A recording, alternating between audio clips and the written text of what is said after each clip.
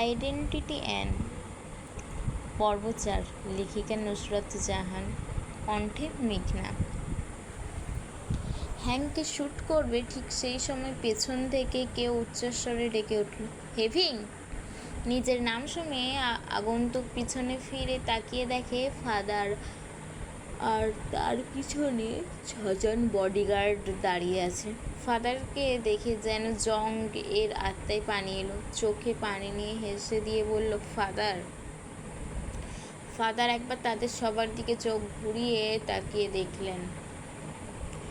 তাদের এই অবস্থা দেখে অত্যন্ত রাগে এগিয়ে এসে বললেন, কি করছো তুমি? তোমাকে আমি এই জন্য লিডার বানিয়েছি? তুমি তোমারই টিমের লোকদের মেরে ফেলছো। ফাদারকে দেখে এভিন গান নিজের কোমরে রেখে 2 হাত প্যান্টের পকেটে ঢুকাতে ঢুকাতে নির্দ্বিধায় বলল, মারতে আর দিলেন কই?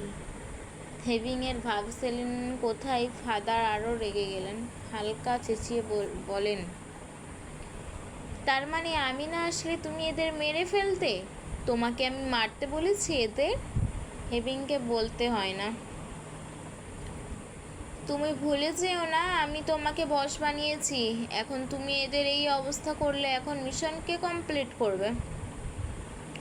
হেভিং ডান হাত দিয়ে বাম পাটের জ্যাকেটের হাতা ওপরে তুলে সামনে আগাতে আগাতে বলল, আমি একাই যথেষ্ট।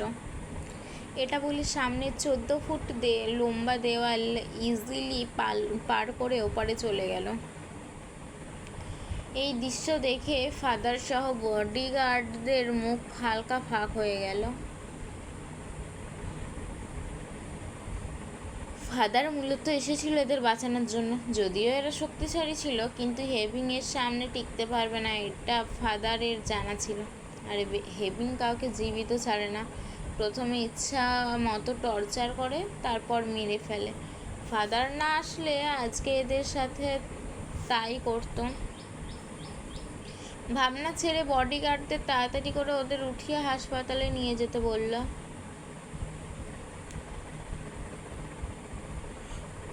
সমাজের কাছে হিট গ্রুপ হলো একটা সন্ত্রাসবাদী গ্রুপ, আর সেই গ্রুপের লিডার হলো ফাদার।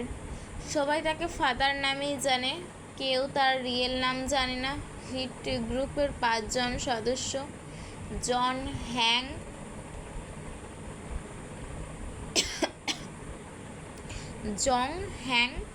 নাসিফ, ফারিং আর তাদের বস হেভিং।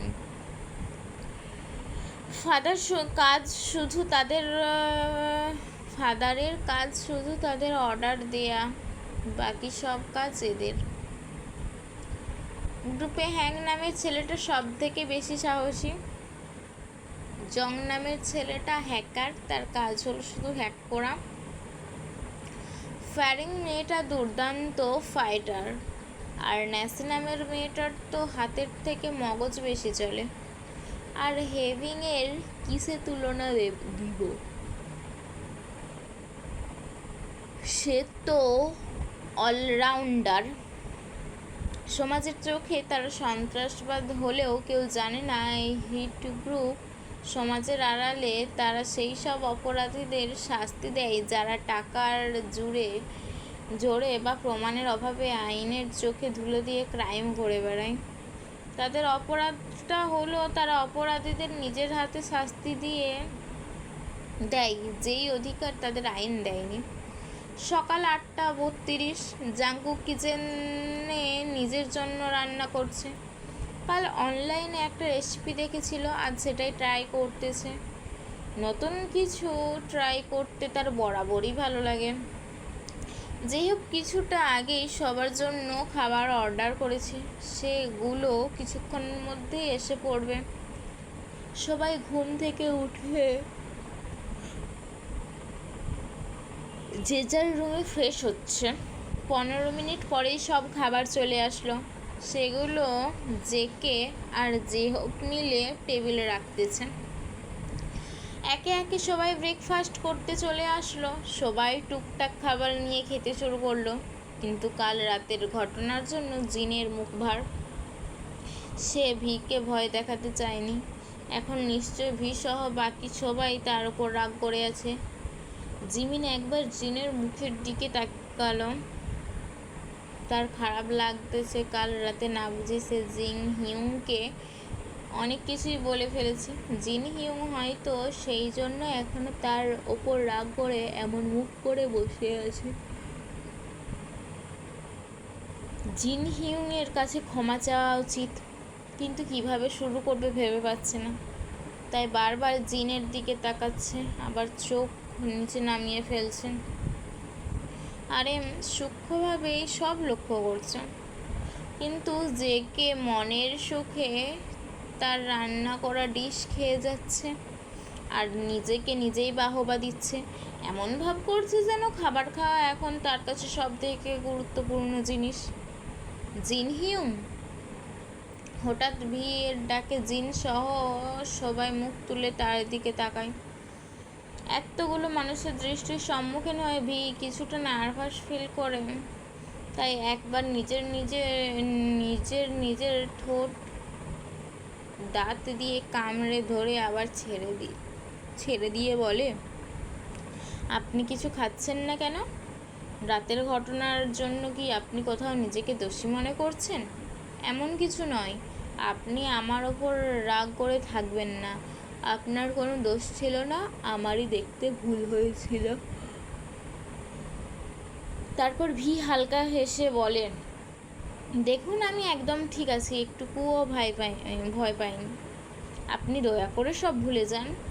কালকের ঘটনার পর ভিয়ের এমন ব্যবহারে জিন মনে মনে অনেক খুশি হলেও কিছু বলতে যাবে তার আগেই তাকে আটকে জিমিন বলে, সরি হিউং, আমি রাতে তোমার সাথে খারাপ ব্যবহার করেছিলাম। আপনি হয়তো সেই কারণে এর ওপর রেগে আছেন।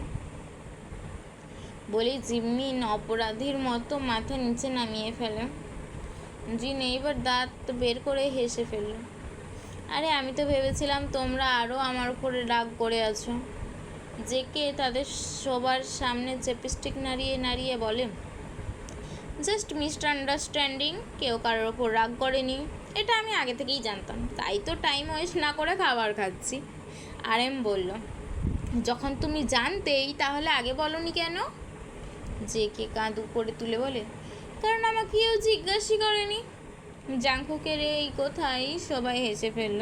তারপর জেহব বলে, সুগা এখনও আসেনি কেন? সুগায়ের কোনো হদিস না দেখে আরএম জিমিনকে বলে, যাও গিয়ে মিস্টার ঘুমকে ডেকে আনো। জিমিন আতকে উঠে একটু পেছাতে গিয়ে চেহার সহ নিচে উল্টে পড়ে যায়। পাশে বসে জেহব তাকে হাসতে হাসতে এক হাত দিয়ে টেনে তুলে। বাকিরাও জিমিনের পড়ে যাওয়া দেখে হাসতেছে। জিমিন ঠিক হয়ে চেহারে বসে বলল, না হিউং, আমি পারবো না। এখন আমি গিয়ে ডাকলে সুগা হিউং অনেক রাগ দেখাবেন আমার ওপর। তখন হাতের চেপিসটি রেখে চেয়ার থেকে উঠতে জেকে বলল, আমি যাচ্ছি। জেকে সুগার ঘরে গিয়ে দরজায় 2 বার নক করল, কিন্তু ভিতর থেকে কোনো সাড়া শব্দ না পেয়ে জাংকুক আবার দরজায় নক করল। হিউং, তুমি কি শুনতে পাচ্ছ? আমি ভিতরে আসছি। তারপর দরজা খুলে জেকে ভিতরে প্রবেশ করে দেখে সুগা এখনও বিছানায় পড়ে ঘুমাচ্ছে। সুগাকে এখনও ঘুমাতে দেখে জেকে হতাশার নিঃশ্বাস ফেলল। যা ভেবেছিলাম। তারপর কিছুটা আওয়াজ দিয়ে বলল, তুমি এখনও ঘুমাচ্ছ হিউং? সুগার কোনো নড়াচড়া নেই, সে আগের মতো করেই ঘুমাচ্ছে। দেখে জেকে নিজের ফুল হাতার টি শার্টের বাম হাতাটা ডান হাত দিয়ে কিছুটা উপরে তুলে আবার বাম হাত দিয়ে ডান হাতের হাতাটা কোনোই পর্যন্ত উপরে তুলে এগিয়ে গেল সুগার বিছানায়। সুগার শরীরের ওপর পরের কমফোর্ট টান দিয়ে বলল, আরএম হিউং খাবার জন্য ডাকছে, তাড়াতাড়ি ওঠো। কমফোর্টে টান পড়তে সুগা বিরক্তিতে নাক মুখ কুঁচকে ফেলল। আমাকে ডিস্টার্ব করো না, যাও এখান থেকে। হিউং তোমাকে ডাকছে। সুগা নিজের শরীরে আবার কমফোর্ট টেনে বলল, একেবারে লাঞ্চ করে নেব, এখন যাও।